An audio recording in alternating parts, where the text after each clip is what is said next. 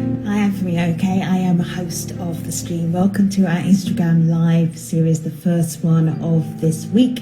We have conversations about what's in the news, what we've been covering on the stream, and bring you, our Instagram Live viewers, into that conversation. Today, something very unusual, because normally we don't do hard news interviews on Instagram Lives.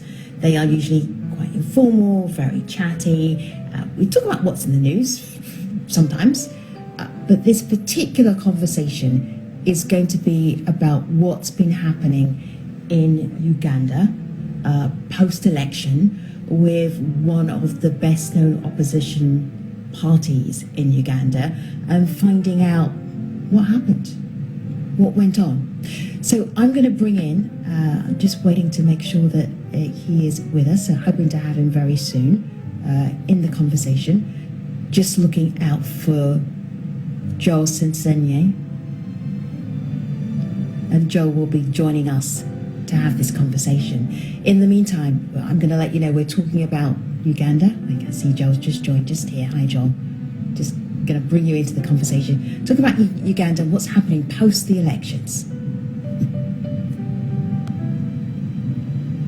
You can tell my brain working there, my finger working. Sometimes my mouth stops talking when my brain is trying to work.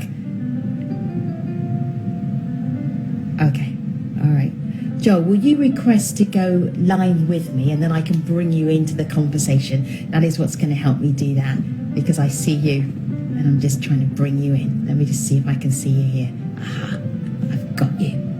Fantastic. Joel, a request. Joel is the spokesperson for the National Unity Platform in Uganda, the big opposition party, one of the big opposition parties in Uganda. There were elections, presidential elections on January the 14th, and then, it was really hard to get hold of anybody, really hard to talk to people other than in the main ruling party. Joel, hello. It's been a while since I spoke to you. It's just a few days before elections. If you were being very candid about what happened, how would you describe it to people in Uganda, people outside of Uganda? Because even talking to each other is difficult right now. You need a VPN, otherwise you can't do it. Just waiting for Joel to stop buffering. Hi, Joel. How would you describe what happened? For me. Hi. All right. Good to see you. It's good to be here. I hope my audio and video is all good. Yeah, we hear you. We see you. All right. Thanks for having me. So yes, your first question was the situation, the post-election situation. Our presidential candidate, Robert Kyagulanyi Ssentamu, Bobi Wine, is still under house arrest. The soldiers deployed around his house. Some actually had to jump into the compound. He's in the house only with his wife. They can't let any of them get out. You know, the wife tried to get out recently to go to the garden and get some food. She was denied access. She was actually assaulted as she tried to do that. Our party headquarters in one of the Kampala suburbs called Kamoja is under military siege. It's surrounded by the military. None of us can be let in there, so our staff can't get in to do work. There's tension, there's military deployed all over our streets. You would imagine Uganda is, Somalia or Central African Republic. It's as if we are at war. But clearly all this showing that Mr. Museveni stole this election. When we were young, sometimes we would steal sugar. Now, when you steal sugar and your parents walk into the room, you begin to quickly clean your mouth because there's something you've got to hide. So Mr. Museveni has got a lot to hide. That's why he's doing all the different things that he's doing. It seems to me, Joel, as somebody who cares about what happens to my African brothers and sisters, and for people who care deeply about rule of law and giving people a true voice, is that the lack of trust. So I wouldn't even know if you had won or if you had lost as an opposition party, because it's so difficult to work that out. And then why would the leader of your party and key members of your party be surrounded by forces, military, police during an election? So that just, the trust is not there. So maybe you didn't win. maybe you did win. How would you ever know?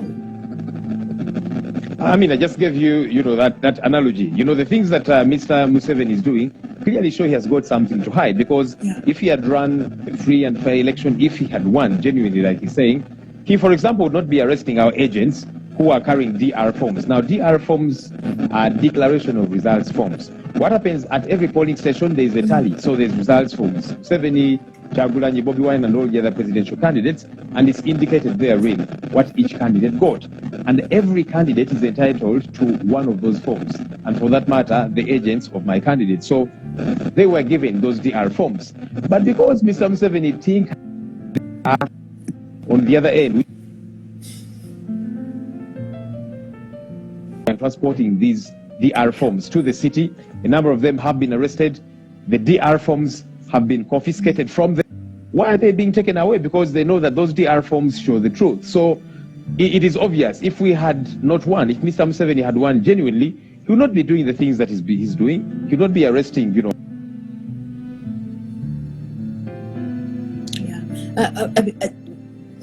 My take on that is that maybe the fear of losing is like so afraid of losing that maybe those tactics are being used. They may not be necessary. Who knows? We won't know because of those tactics. Let me just bring in Nahum to desk and everybody. If you've got questions, it's going to be much easier for me to see your questions if you actually put them in the question box, because then I can see them very clearly and try and get as many of them to Joe as possible. Joe is the spokesperson for the National Unity Platform, one of the big opposition parties in Uganda. They are saying, many people are saying, that they had the election stolen. How do we hold African leaders accountable and have free and fair elections? I'm going to narrow that down. Uganda.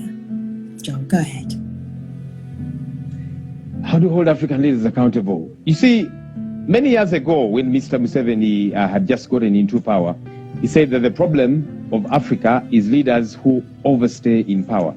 So one of the challenges we have is we have got big men as opposed to big institutions. Mm-hmm. And so the big men override the institutions. The Electoral Commission, fully appointed by Mr. Museveni, so they do everything at his behest, the judiciary, etc., etc. So he is preponderant as a figure over these institutions. They can't do otherwise. The police force, the military, and all of that, he has got them in his hands. So one, we need to do away with the big man syndrome. Number two, we need to return term limits in situations like us here in Uganda. Even where... Yeah.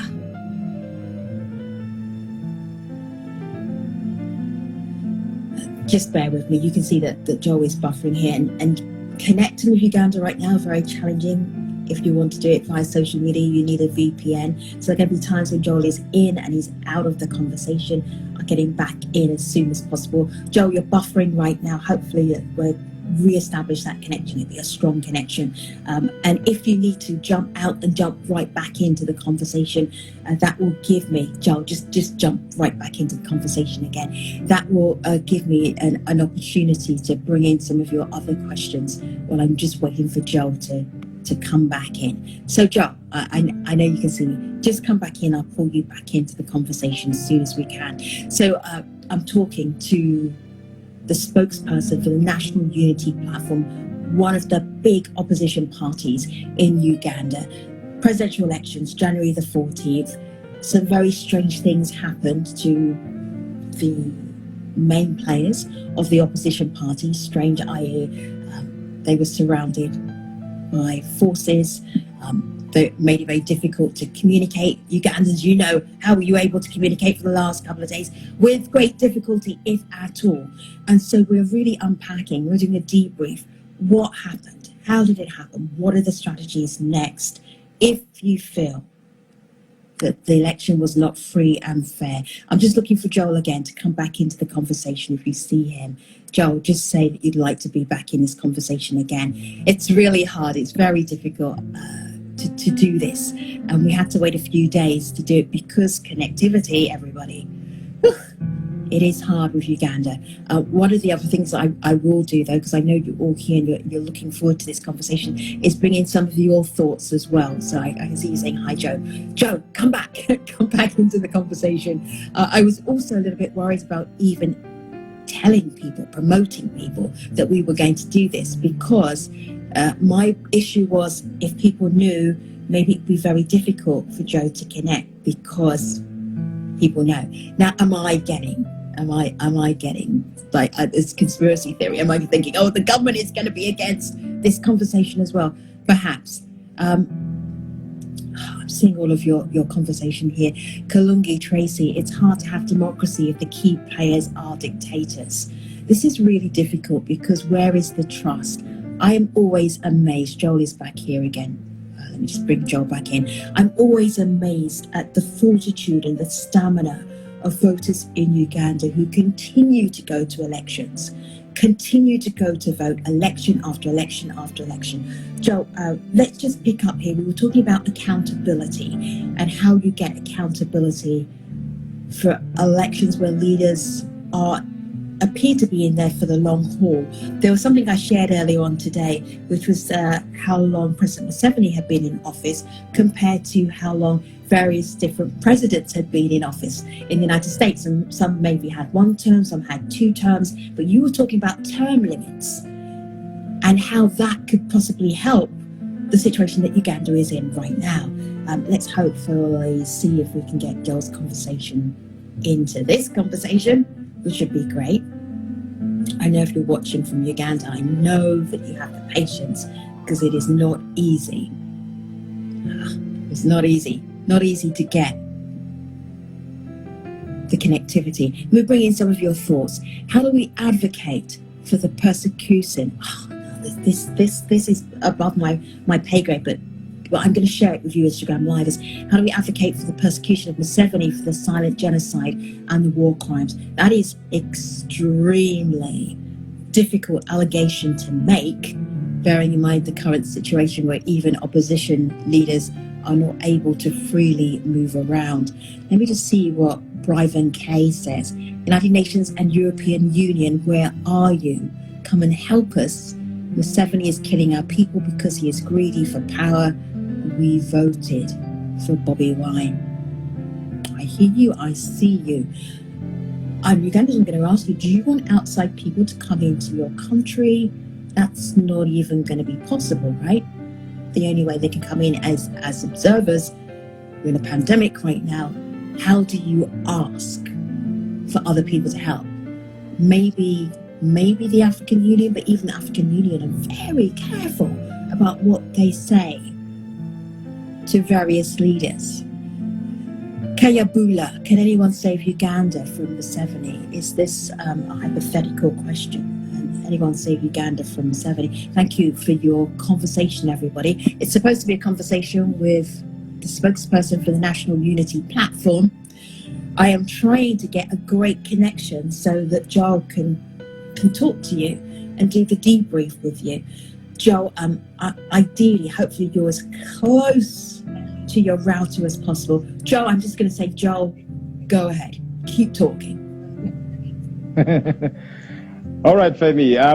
My apologies. The internet here is very problematic. We can only access through VPN, and even then it's tinkered with and so on. As you know, internet was shut down, the whole internet, throughout the election period until 2-3 days afterwards. So now internet was restored, but not social media. So to access Instagram, Facebook, Twitter, WhatsApp, and all of that, we've got to use VPNs, which are also tinkered with, and it's very problematic. But anyhow, I see somebody asking a question. Can anyone save Uganda from... Yeah. What is the question again? Yeah, you just take that one, because I almost thought that was such a giant question, and I'm wondering if we just have to wait for nature to take its course. That sounds very ominous. What do you think? Your thoughts there, Joel? What do you do? What are your strategies now? Going forward, well, you see, for us, it's we've got to keep pressing on. Femi, in Uganda, in a country like ours, where you have a dictator that's been around for 35 years, they're preponderant, they will switch off the internet at will. They'll lock up leaders of a party, their opponents, hold them under house arrest, raid our party headquarters, arrest people. We've got hundreds of our supporters that are held behind bars. Many have been killed. Many have been maimed. It's tough. But you see, we have got to keep pressing on, I keep taking examples of countries like South Africa. When South Africans were fighting against apartheid, it was tough. Apartheid was etched within their laws. But they said even though it's etched within our laws, it is wrong. It is inhuman for blacks to be treated the way they are being treated simply because they're black. And they kept fighting on. A day came and their efforts paid off.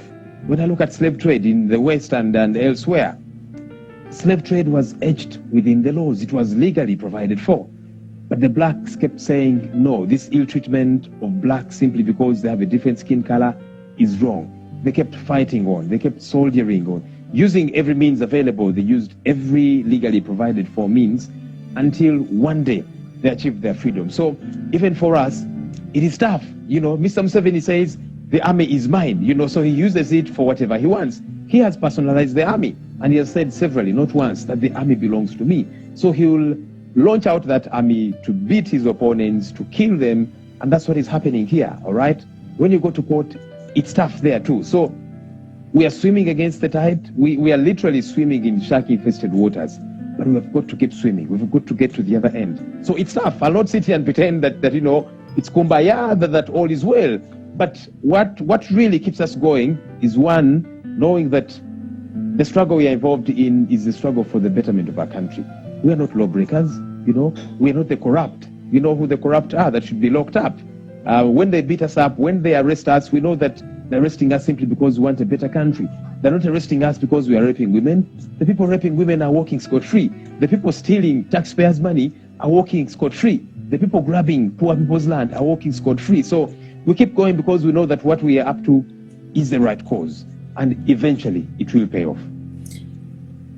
Because when we first started to speak, we had quite a challenging connection. So I want to just recap here. What do you believe happened on election day and the count afterwards, and what the election result truly is? I just want to hear that clarity. Who won? Yeah, so you see, like I said, the guilty run before they are chased. Mr. Museveni knows that in a free and fair contest, he stands no chance. He's been around for too long. He has let down people. He has killed many of our people. He has maimed a number of them. Hundreds of them are behind bars. Service delivery is so low in this country. Taxpayers' money is robbed year in, year out. So people are simply tired of him.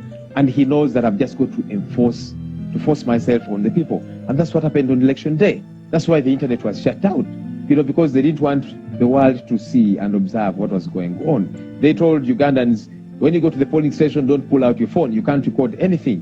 Why? Because there was a lot to hide. And now videos are beginning to come out. There are people that were able to record, in a stealthy manner, clearly showing how pre-ticked ballot boxes were being stuffed. I imagine you've chanced on these videos. They've been making rounds on social media, that somebody goes to vote. No, it's not secret voting. They give you the ballot on the paper in a couple of places in this country. You've got to tick from there. There's a security operative there, a military man, who is watching over to make sure you tick Mr. Museveni right there in the open. Then you go and you dip your ballot paper. So there's a lot to hide. He clearly knows he did not win this election like he says he won. And that's why many of our agents were arrested. Some the night before, others were taken away from the polling station in Western Uganda, in Northern Uganda. Our challenge, of course, is that in our country, media attention is mostly in the central part of the country. That's where there's a lot of activity. And that's why little rigging happens within the central area. There's a lot of vigilance from the population, but two, there's a lot of media attention on the central part of the country. But when you go to the north, when you go to the west, a lot of things happen in the dark. No one ever gets to know. The agents will be picked up. Ballot boxes are being stuffed. There is a video that's been making rounds showing a police officer himself. He was given the ballot papers by one of the NRM operatives, and he began to push them in, several of them. There was no media, but somebody still recorded this using their phone. And that's why they were saying, we don't want phones at polling stations. And I kept thinking, so why are you banning phones from being at polling stations? Do phones spread COVID-19? Because that's the excuse that they have been using all the while. But they were doing that because they had a lot to hide. So Mr. Museveni did not obviously win this election. And that's why he is stealing our DR forms because they show the truth that happened. We'll just bring this to you so that people are showing some of their experiences as well, Joe. Nevis Carey says some were told to vote only for the MPs. They were told that the president had already been voted for. Why would you believe that? Like that's like the biggest scam ever. This is deeply problematic. But it happens in our country. And it does happen in this country. It happens in a lot of countries around the world. And I'm even sitting in a country right now, right? where one of the favourite phrases there you are. So have been "stop the steal." So do you know what? And every country, there's always a weakness. There's a possibility anywhere. Well, ours is not just a weakness. Ours is it's actually not weaknesses, because you see, a weakness is just like a fault line. But this is a deliberate attempt for a small group of minorities to force themselves against the people. So you asked, what's the atmosphere here like? There's a very somber mood. People are very tensious. People are very angry. If Mr. Museveni had won this election genuinely, there would be a sprout out of celebrations across the city, Kampala, capital city, across the country. You don't see that. You see people who are angry, people who are saying our victory was robbed. And people are being pushed to the wall, and they keep thinking, what do we do? I see somebody, Akayabula, asking, can anyone save Uganda from Museveni?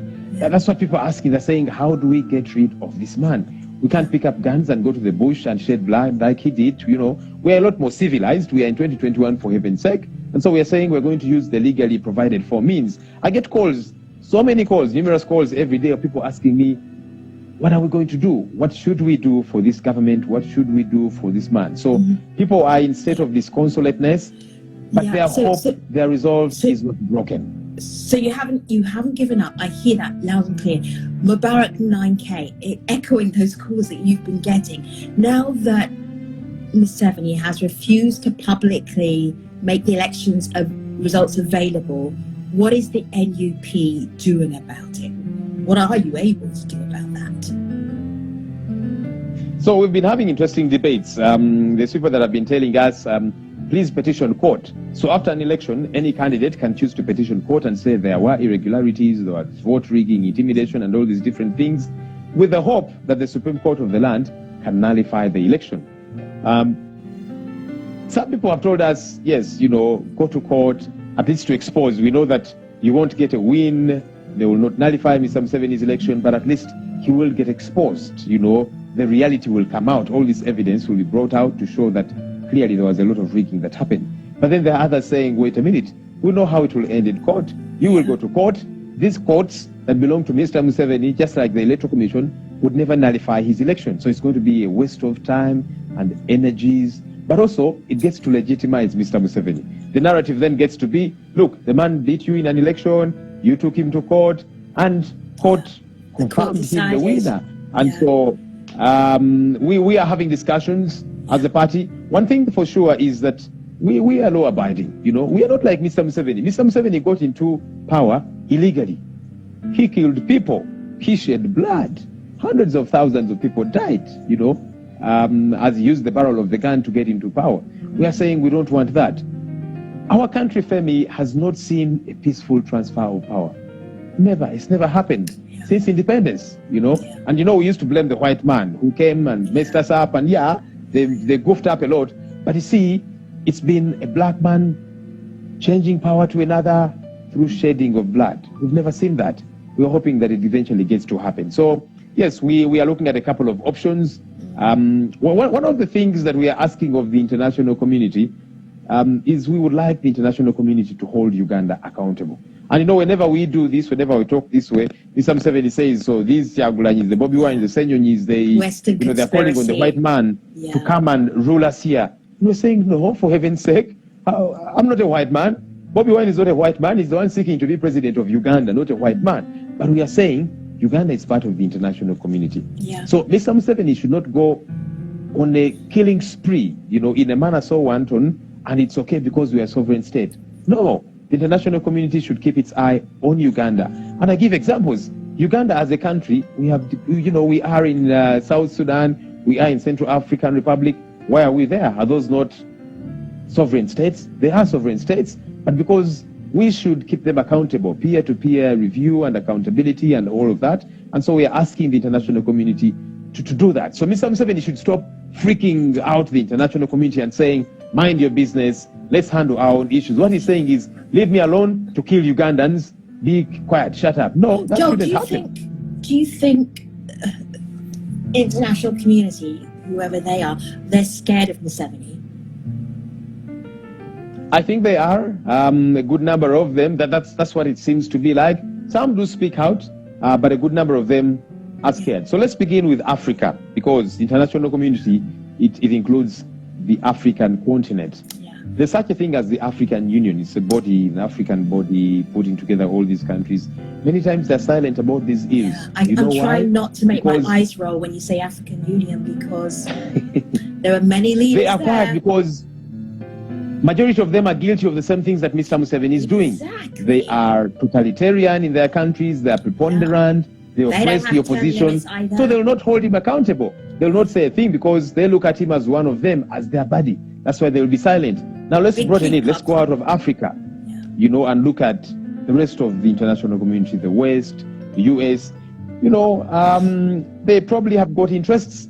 They, for example, are happy that Mr. Museveni has deployed in Somalia, and so they keep thinking, let's not annoy him. He will destabilize the region. They look at him as this sacrosanct figure, this powerful figure within the East and Central African region. And so if they dare tell him anything, they will destabilize the region. Let's stop being afraid of a man that is causing mayhem, for heaven's sake. I think he needs to be confronted. I think he needs to be told the truth by his peers, the international community. They need to care about what's happening in Uganda. You see, many years ago, with the genocide in Rwanda, the international community was silent. They said, you know what, deal with your own affairs. We have our own affairs to take care of. Yep. But people were massacred. They woke up much later to realize we probably should have done something. Yeah. We probably should have spoken out a lot more than we did. So I hope the international community does not wake up one day to regret. Yeah, I was just about to make a comment about Rwanda today, but I don't want to take us off topic. This is Ian Scanix. How far is H.E. Bobi with his loss? Is he on? I'm just trying to think mentally, you, NUP, Bobi, where are you in terms of being able to pick yourself up and keep going on? How's Bobi doing right now? I spoke to Bobi a few hours ago. Nowadays, we can only communicate with him via phone. I'll tell you what. He is stronger than ever before. His resolve is stronger than ever before. Yes, they have stolen our election, the election of Ugandans. He doesn't even say they've stolen my victory. He says they've stolen the victory of Ugandans because he has only one vote. All right? This was the victory belonging to Ugandans. But he's very resolute because, one, Mr. Museveni keeps exposing himself. And for us, we believe we continuously keep chipping away at this tree. Mr. Museveni and his 35-year-old dictatorship is like a huge tree that has fortified itself. Bringing it down, I'll be honest, is not easy. But you've got to get an axe and keep chipping away and keep hitting at it. And we believe we have continuously done that, and we continuously do that. And so he continues to encourage Ugandans, one, not to lose hope, because many people are in a state of despondency. They're very disappointed, and so they're thinking all hope is lost. But Bobi Wine says, let's keep strong, let's keep pressing on. Time is going to come. We just have got not to give up. Because you see, when you just might give up at a time when this tree is about to fall. So keep cutting away, keep chipping away. Eventually it will fall. So that's the mode in which he is. Yes, he's disturbed that he's being held under house arrest. He's disturbed that they are denying him, anybody that tries to take food to him, they lock them out and so on. These things, yes, disturb him as an individual, but his resolve is strong. He knows that we are up to the right thing. He knows that if he was not doing the right thing, he would not be being treated this way. And so he knows this has got to be done, and somebody has got to do it, and he's happy to do it. I'm getting notes here about a potential demonstration on Jan 26. Is that something that you would want to talk about publicly? So January 26th is the day that Mr. Museveni celebrates what they call liberation. because that's the day he with Mr. Museveni with his fellow gun-wielding rebels, killers, I must say, took over power. And so they celebrate this every year. But yes, I have heard that many people are planning to demonstrate out there because people are angry, so they keep trying to find ways of making a statement. And so I've heard some of them say want to peacefully demonstrate, and that's provided for within the laws. It's not something that we have engineered, that we have started as the National Unity Platform Party, but these are Ugandans who are saying, you know what, let's take action, let's do something. We don't need to get an order from Bobi Wine or anybody else, and so that keeps happening. Unfortunately, of course, the state always meets them with brutality and so on. But people always, they try and self-lead, so to call it. I remind you, there's a time when Bobi Wine was arrested, and when he was in incarceration, protests broke out. He did call them out because, you see, each time there's a protest, even when it's peaceful, Mr. Museveni will say, now this Bobi Wine is getting people to protest and so on. That time he was behind bars. He did not place any order for people to protest, but they were saying, you know what, let's take action. And that's what Bobi Wine keeps telling them. He keeps saying, look, this is not about me as Bobi Wine. This is about all of us as a people. Everybody must play their part. Don't abandon this and relegate it to Bobi Wine, Ssenyonyi, and a few other leaders. Each one of us, because every Ugandan is oppressed, It's not just Bobi Wine that is oppressed. And then I'll be honest, he has made some money over the years as an artist and so on. And then so one would even say, so there's somebody that said, but you see, Bobi Wine, you keep making noise and saying you're oppressed, but you see, when you're unwell, you can access good healthcare, you can pay for it, you take your children to good schools. And he said, yes, I'm lucky, I'm one of the few who was able to rise from the ghetto to get to where I am. But there's many other people that have not gotten to the place at which he is. And so they take personal responsibility and say, you know what, this is about me. I'm fighting for myself, not for Bobi Wine. Because when I go to hospital, there's no medicine for me. When I take my children to school, they're studying under trees. When it rains, there's no schooling, Many young people don't have a job. And so they're saying, you know what? This is not about Bobi Wine. It's about each and every Ugandan who is oppressed wherever they are. This is such a tough conversation to have with you, because usually when you're doing a sort of election debrief, you want to sort of take into account, well, obviously there were some voters who voted for the ruling party, but it's impossible to know how much support President Museveni has, because so much of the election campaign and then election day and then post-election day, there was so much intimidation that it leads you to believe then they probably have something they're either afraid of as a ruling party, or maybe they didn't even win it. It just leaves doubt in the minds of people who are following this, reporting on this, and of course people who are living through this. A lot of people want to know what next. They're looking to you, to the National Unity Platform, for leadership. What would you say to them as we wrap up this conversation? So there's a saying in my local language here, I'll just translate it into English, that he who slaughters their own chicken can eat and thereafter they throw the bones, because they have nothing to hide. No one will say, those bones look like they are for my chicken and so on. But you see, when you steal your neighbor's chicken, you're going to eat it very quietly, and afterwards you're going to hide the bones, because the neighbor is looking for their chicken. And if they know you didn't have any chicken, but now I see chicken bones all over your compound, you stole my chicken. And then that's what is happening. So whenever you have something to hide, you do it very quietly, very surreptitiously, right? So Mr. Museveni knows that in a free and fair contest, he does not stand a chance. He knows that Ugandans are tired of him. He knows that Ugandans did not give him another mandate. If he did, just think about it, because if I am Mr. Museveni, and I believe Ugandans have voted for me overwhelmingly, I will not have anything to hide. I will not deploy as heavily as I'm doing. I will not arrest my opponents and their agents and confiscate the DR forms. I would show Ugandans clearly, transparently, that, look, this is what happened. Because that would help him too, such that there is no doubt whatsoever about his win. But you see, all the things that he's doing clearly show that there is a lot that he has got to hide. Remember the example I gave you of a little child that steals sugar? When mommy or daddy walks into the room, they begin to do this. They don't do, if they've not stolen any sugar, they'll be at ease and face mommy and daddy very bravely, So that's what is happening.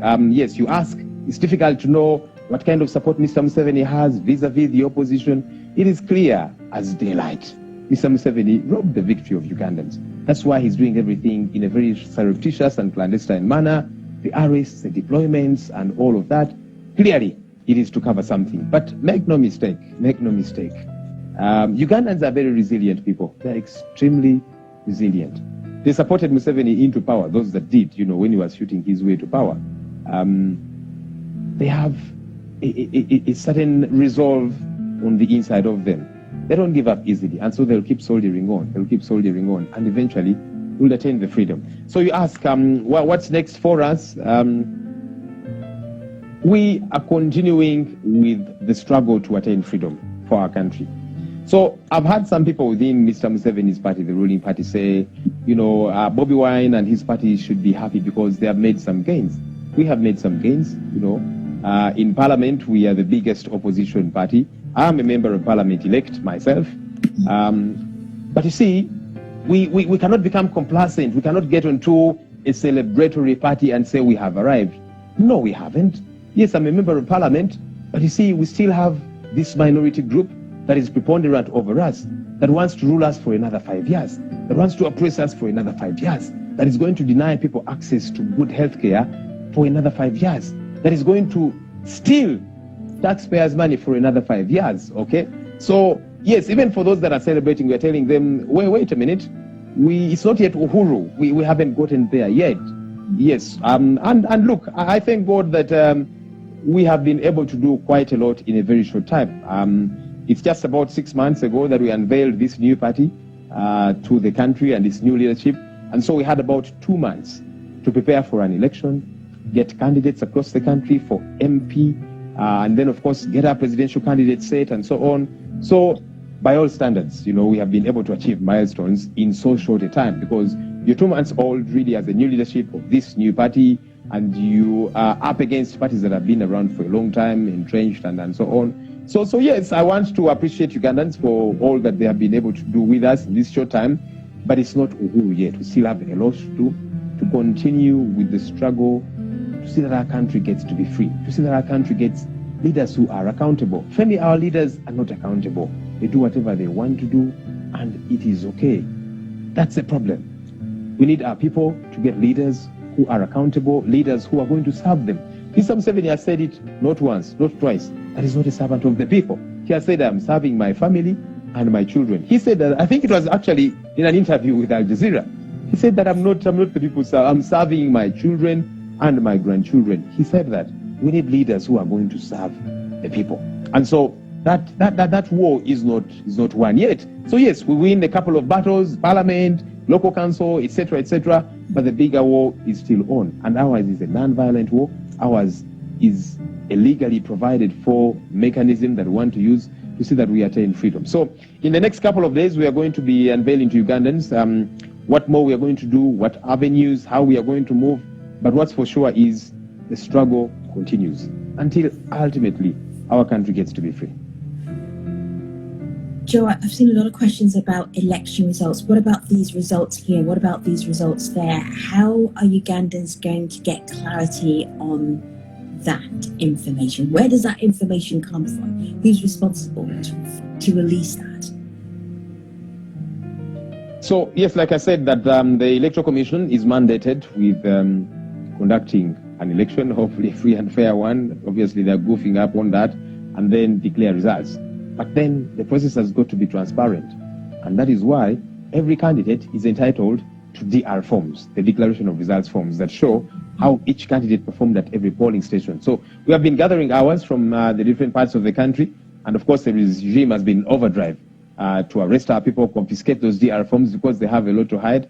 But we are finding ways around that to make sure we get these DR forms. And then ultimately, we're going to show Ugandans how they voted based on the original DR forms, as opposed to what the Electoral Commission was reading to us, because the EC chairperson was reading results from a computer, a screen, and people kept asking, where are you getting those results from?